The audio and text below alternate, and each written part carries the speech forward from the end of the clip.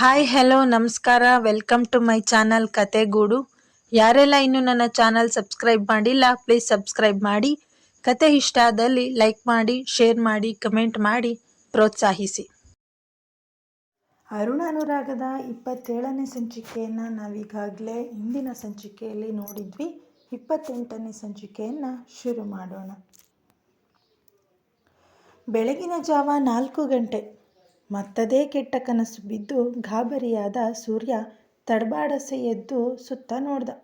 ಅರೆ, ನಾನೆಲ್ಲಿದ್ದೀನಿ? ರಾತ್ರಿ ನವೀನ್ ಹತ್ರ ಮಾತಾಡ್ತಾ ಇದ್ದೆ. ಏನೋ ಕಣ್ಣು ತಿರುಗಿದ್ದಷ್ಟೇ ನೆನಪು. ನಾನೆಲ್ಲಿದ್ದೀನಿ? ಕರಿಯ ಎಲ್ಲೋದ ಎಂದುಕೊಳ್ಳುತ್ತಾ ಕರಿಯನನ್ನು ಕೂತಲಿಂದಲೇ ಹುಡುಕಲು ಶುರು ಮಾಡ್ತಾನೆ. ಮೊದಲೇ ನಿದ್ದೆಯಲ್ಲಿ ಕುಂಭಕರ್ಣನ ಮೊಮ್ಮಗನಾಗಿದ್ದ ಕರಿಯ ಸ್ವಲ್ಪ ಕೂಡ ಎಚ್ಚರ ಇಲ್ಲದೆ ಗೊರಕೆ ಹೊಡೆಯುತ್ತಾ ಕಾಲನ್ನು ಗೋಡೆ ಮೇಲೆ ತಾಗಿಸಿ ಮಲ್ಕೊಂಡಿರ್ತಾನೆ.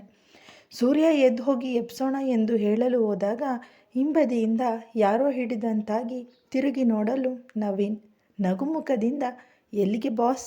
ತಡೀರಿ, ನೀವಿನ್ನೂ ಎದ್ದು ಓಡಾಡೋಕ್ಕೆ ಆಗಲ್ಲ, ಮೈಯಲ್ಲಿ ಶಕ್ತಿ ಇಲ್ಲ ಎಂದನು ಕಾಳಜಿಯಿಂದ ನಗುತ್ತಾ. ಅರೆ ನವೀನ್, ನೀವು? ನಾನೆಲ್ಲಿದ್ದೀನಿ? ಈ ಮನೆ ಅಂತೂ ನಮಗೆ ತುಂಬಾ ಹೊಸ್ತು. ರಾತ್ರಿ ಏನಾಯ್ತೋ ನಂಗೊಂಚೂರು ನೆನಪಿಲ್ಲ. ನಿಮ್ಮ ಹತ್ರ ಮಾತಾಡ್ತಾ ನಿಂತಿದ್ದಷ್ಟೇ ಜ್ಞಾಪಕ ನನಗೆ. ನಾವೇಗ ಇಲ್ಲಿಗೆ ಬಂದ್ವಿ? ಇದು ಯಾರ ಮನೆ? ಒಂದೇ ಸಮನೆ ಪ್ರಶ್ನೆ ಕೇಳಿದ ಸೂರ್ಯ. ಸೂರ್ಯ, ನೀನು ಮೆಂಟಲಿ ಮತ್ತು ಫಿಸಿಕಲಿ ನಿನ್ನೆ ತುಂಬ ವೀಕ್ ಆಗಿದ್ದೆ. ನಿನಗೆ ಸ್ವಲ್ಪ ರೆಸ್ಟ್ ಬೇಕಿತ್ತು ಕಣೋ. ನೀನು ಮಾತಾಡ್ತಾ ಹಾಗೆ ತಲೆ ತಿರುಗಿ ಬಿದ್ದೆ.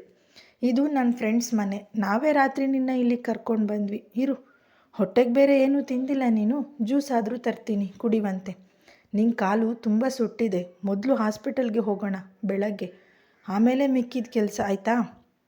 ಸೂರ್ಯನ ಕಣ್ಣಲ್ಲಿ ನೀರು ತುಂಬಿಕೊಂಡು ನವೀನನ ಮುಖ ನೋಡುತ್ತಾ, ನವಿ, ನಿನ್ನಂಗೆ ಸಿಕ್ಕ 2 ದಿನ ಕೂಡ ಆಗಿಲ್ಲ. ಆದರೆ ನಾನು 26 ವರ್ಷಗಳ ಹಿಂದೆ ಕಳ್ಕೊಂಡ ಮುಖ ಕೂಡ ನೆನಪಿರ್ದ ನನ್ನ ಅಮ್ಮನ ಪ್ರೀತಿ ಏನು ಅಂತ ನೀನು ತೋರಿಸ್ತಾ ಇದೆಯಾ. ಯಾವ ಜನ್ಮದಲ್ಲಿ ನೀನು ನಂಗೆ ಅಮ್ಮ ಆಗಿದ್ಯೋ, ನಿನ್ನ ಋಣನ ನಾನು ಯಾವಾಗಲೂ ಮರೆಯೋಲ್ಲ. ನನ್ನ ಜೀವನದಲ್ಲಿ ಸಿಕ್ಕಿರೋ 2ನೇ ಅಪರೂಪದ ವ್ಯಕ್ತಿ ನೀನು. ತುಂಬ ಥ್ಯಾಂಕ್ಸ್ ಮಗ. ನವೀನನ ಕೈ ಹಿಡಿದು ಹೇಳುವಾಗ ಕೈ ಮೇಲೆ ಕಣ್ಣೀರಿನ ಹನಿ ತೊಟ್ಟಿಕ್ಕಿದ್ದವು. ದೇವ್ರೇ, ಸೂರ್ಯ, ನೀನು ಯಾವಾಗಲೂ ಖಡಕ್ಕಾಗಿ ಇರಬೇಕು. ಈ ಥರ ಕಣ್ಣೀರು ಹಾಕೋದನ್ನು ನೋಡೋಕೆ ನಂಗಾಗಲ್ಲ. ಮೊದಲು ನಾರ್ಮಲ್ ಆಗು. ಇರು, ಜ್ಯೂಸ್ ತರ್ತೀನಿ ಎಂದು ಒಳಗೋಗಿ ಒಂದು ಗ್ಲಾಸ್ನಲ್ಲಿ ಜ್ಯೂಸ್ ತಂದು ಕೊಟ್ಟ. ನಿಧಾನವಾಗಿ ಕುಡಿದು ಮಲ್ಕೊ. ಬೆಳಗ್ಗೆ ಬೇಗ ಎದ್ದು ರೆಡಿಯಾಗಿ ಹಾಸ್ಪಿಟಲ್ಗೆ ಹೋಗೋಣ. ಸ್ವಲ್ಪ ದಿನ ನಮ್ಮ ಜೊತೆನೇ ಇರು ಸೂರ್ಯ. ನನಗೂ ನಿನ್ನ ನೋಡಿದಾಗಿಂದ ನಮ್ಮಿಬ್ಬರ ಪರಿಚಯ ಸುಮ್ಮನೆ ಅಂತೂ ಆಗಿಲ್ಲ.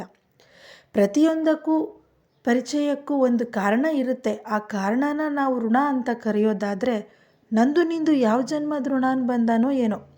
ಮೊದಲ ಭೇಟಿಯಲ್ಲೇ ಇಷ್ಟು ಬಿಟ್ಟಿರಲಾಗದಷ್ಟು ಅನುಬಂಧ. ನನಗೂ ಒಂಥರ ಹೊಸ ಥರ ಫೀಲ್ ಕೊಡ್ತಿದೆ. ನನಗೆ ನನ್ನ ಅಮ್ಮನೇ ನವೀನನ ರೂಪದಲ್ಲಿ ಬಂದಂತಿದೆ. ಮಗು ಥರ ನೋಡ್ಕೋತಿದ್ಯಾ. ನನಗೇನೂ ಆಗಿಲ್ಲ. ಇನ್ನು ಹಾಸ್ಪಿಟಲ್ಗೆ ಹೋಗೋ ಮಗನೇ ಅಲ್ಲ ನಾನು. ಇದಕ್ಕಿಂತ ದೊಡ್ಡ ಗಾಯಗಳಾಗಿದೆ ಗೊತ್ತಾ. ಮನೆಯಲ್ಲೇ ಟಿಂಚರ್ ಹಾಕಿ ಬ್ಯಾಂಡೇಜ್ ಮಾಡಿ ಒಂದು ಪೇಯ್ನ್ ಕಿಲ್ಲರ್ ಇಂಜೆಕ್ಷನ್ ತೊಗೊಂಡ್ರೆ ಮುಗೀತು. ಸಣ್ಣ ಪುಟ್ಟದಕ್ಕೆಲ್ಲ ಹಾಸ್ಪಿಟಲ್ ಅಂತ ಹೋದರೆ ನಮ್ಮ ಕೆಲಸದಲ್ಲಿ ಬೆಲೆ ಇರಲ್ಲ ಮಗ.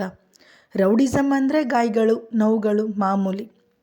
ಆ ಗಾಯಗಳು ನೋವುಗಳು ಇದ್ರೇ ಅದನ್ನು ಮಾಡಿದವ್ರ ಮೇಲೆ ರಿವೆಂಜ್ ತೊಗೊಳ್ಳೋಕ್ಕೆ ಒಂದು ಕಿಕ್ ಇರುತ್ತೆ. ಇವೆಲ್ಲ ನಿಂಗೆ ಗೊತ್ತಾಗಲ್ಲ.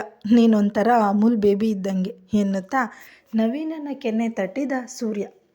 ಆಯ್ತಪ್ಪ ಹೀರೋ, ನೀನು ಹೇಳ್ದಂಗೆ ಆಗಲಿ. ಅಟ್ಲೀಸ್ಟ್ 1 ವಾರ ನಮ್ಮ ಜೊತೆ ಇರು. ನಾನೇ ಗಾಯವಾಸಿ ಆಗೋವರೆಗೂ ಸಫ್ಟಿಕ್ ಹಾಕದೇ ಇರೋ ಥರ ನೋಡ್ಕೊಬೇಕು. ಬ್ಯಾಂಡೇಜ್ ಮಾಡಬೇಕು, ನಾನು ನೋಡ್ಕೊತೀನಿ. ಇಲ್ಲ ನವೀನ್, ನೀನಿಷ್ಟು ಸಹಾಯ ಮಾಡಿರೋದು ಸಾಕು.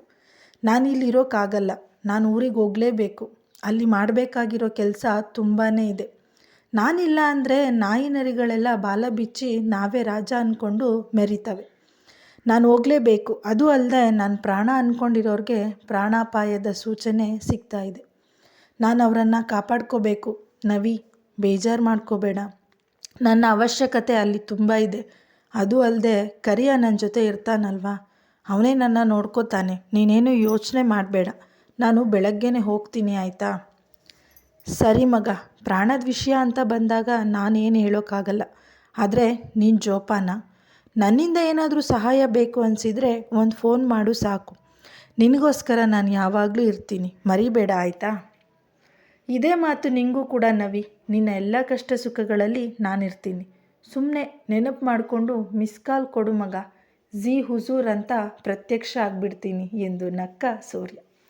ಇಬ್ಬರೂ ನಗುತ್ತಾ ಒಬ್ಬರಿಗೊಬ್ಬರು ತಬ್ಬಿಕೊಂಡರು. ಆ ಅಪ್ಪುಗೆಯಲ್ಲಿ ತಾಯಿ ಮಗನ ವಾತ್ಸಲ್ಯ, ತಂದೆ ಮಗನ ಪ್ರೀತಿ, ಅಣ್ಣಂದಿರ ಕಾಳಜಿ, ತಮ್ಮಂದಿರ ತುಂಟಾಟ, ಗೆಳೆಯನ ಧೈರ್ಯ ಎಲ್ಲವೂ ತುಂಬಿತ್ತು. ತನಗೆ ಗೊತ್ತಿಲ್ಲದೆ ಇಬ್ಬರು ಕಣ್ಣುಗಳು ಒದ್ದೆಯಾಗಿದ್ದವು. ನವಿ, ಮಲ್ಕೋ ನೀನು. ಬೆಳಗ್ಗೆ ಕಾಲೇಜಿಲ್ವಾ? ಡಾಕ್ಟ್ರ್ ಓದ್ತಾ ಇರೋನು. ನಿದ್ದೆ ಕೆಡಬಾರ್ದು. ಮಲ್ಕೋ. ನಾನು ಮಲ್ಕೋತೀನಿ. ಬೆಳಗ್ಗೆ ನೀವು ಹೊರಡೋ ಅಷ್ಟರಲ್ಲಿ ನಾವು ಹೊರಟು ಬಿಡ್ತೀವಿ. ನಮ್ಮ ಬೈಕ್ ಎಲ್ಲಿದೆ ಅಲ್ಲಿಗೆ ಬಿಟ್ಬಿಡು ಮಗ. ಅಷ್ಟೊತ್ತು ನಡೆಯುವುದೆಲ್ಲವನ್ನ ಗಮನಿಸುತ್ತಿದ್ದ ಸತೀಶ, ಸಾಕು ಮಲ್ಕೊಳ್ರೋ. ಅಣ್ಣ ತಂಗಿ, ತವರಿನ ಸಿರಿ ಇಂಥ ಸೆಂಟಿಮೆಂಟ್ ಪಿಕ್ಚರ್ ತೋರಿಸ್ಬಿಟ್ರಿ ಇಷ್ಟೊತ್ತು. ಬೆಳಗ್ಗೆ ಮಾತಾಡೋದು ಬಿಟ್ಟು ಇಷ್ಟೊತ್ತಲ್ಲಿ ಏನರೋ ನಿಮ್ಮದು ಎಂದು ಕಿಚಾಯಿಸಿದ ಸತೀಶ. ಲೋ ಮಗ, ಸೆಂಟಿಮೆಂಟ್ ಬಗ್ಗೆ ಯಾರು ಮಾತಾಡ್ತಾ ಇದ್ದಾರೆ ನೋಡಪ್ಪ. ಟಿ ವಿಲಿ ಪಿಕ್ಚರ್ ನೋಡ್ತಾ ಅಳೋರು ನನ್ನ ಸೆಂಟಿಮೆಂಟ್ ಅಂತಿದ್ದಾರೆ. ಲೋ ಸತಿ, ಮನಸ್ಸಿನ ಮಾತುಗಳು ತರಂಗಗಳ ಥರ. ಅನ್ನಿಸ್ದಾಗ ಮಾತಾಡಬೇಕು. ಬೆಳಗ್ಗೆ ಮಾತಾಡೋಣ, ಆಮೇಲೆ ಮಾತಾಡೋಣ ಅಂತ ಇಟ್ಕೊಂಡ್ರೆ ಭಾವನೆಗಳಲ್ಲಿ ಏರಿಳಿತ ಆಗೋಗ್ಬಿಡತ್ತೆ. ಅದಕ್ಕೆ ಅನ್ನಿಸ್ದಾಗ ಅನ್ನಿಸಿದ್ದನ್ನು ಹೇಳಿಬಿಡಬೇಕು. ಬೆಳಗ್ಗೆ ಮಾತಾಡೋಣ ಅಂತ ಸುಮ್ಮನೆ ಆದರೆ ಅಷ್ಟರಲ್ಲಿ ಮರ್ತು ಹೋಗ್ಬಿಟ್ರೂ ಹೋಗುತ್ತೆ.